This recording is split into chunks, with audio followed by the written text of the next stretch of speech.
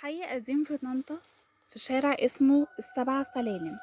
شارع ضيق، أغلب بيوته متهالكة، لكن البيت رقم 17 مختلف. بوابته مقفولة بس مش متقفلة بقفل، وبابه خشب بس مش مخلوع، لكن دايما مقفول بالعافية، كأنه مش عايز حد يفتحه. ندى عندها 24 سنة، صحفية بتحب القصص الغريبة، بتدور على موضوع جديد لقناتها، وسمعت عن البيت ده من ست عجوزة كانت قاعدة على الناصية. الست قالت لها البيت ده اللي يدخله ينسى هو دخل ليه، ويخرج بس مش هو اللي بيخرج.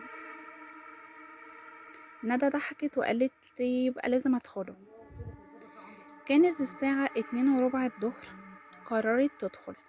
فتحت الباب بسهولة غريبة، كأن حد مستنيها.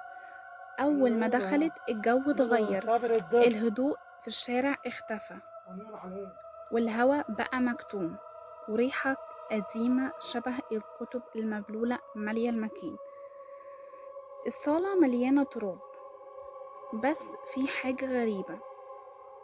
العفش شكله جديد مش متغير، كنبة نضيفة، ستارة بتتهز، وفي لمبة في الحيطة منورة، رغم ان مفيش كهربا في البيت ده من 30 سنة. على الترابيزة في صورة قديمة بالأبيض والأسود، لست واقفة في نفس المكان اللي ندى واقفة فيه دلوقتي، وتبص للكاميرا بخوف. الساعة وقفت. ندى بصت في موبايلها، الساعة 3 بالظبط، وبعدين الموبايل فصل، رغم انه كان مشحون 80%. سمعت صوت خطوات في الدور اللي فوق، قريبة وبطيئة.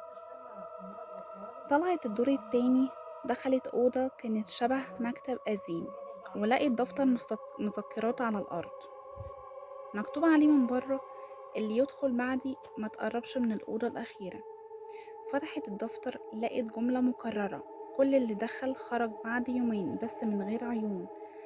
ندى حست بخوف، قررت تنزل وتخرج.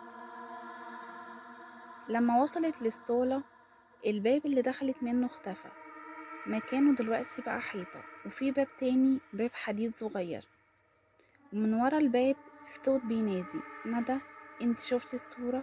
خلاص، يبقى لازم تقابلي اللي فيها.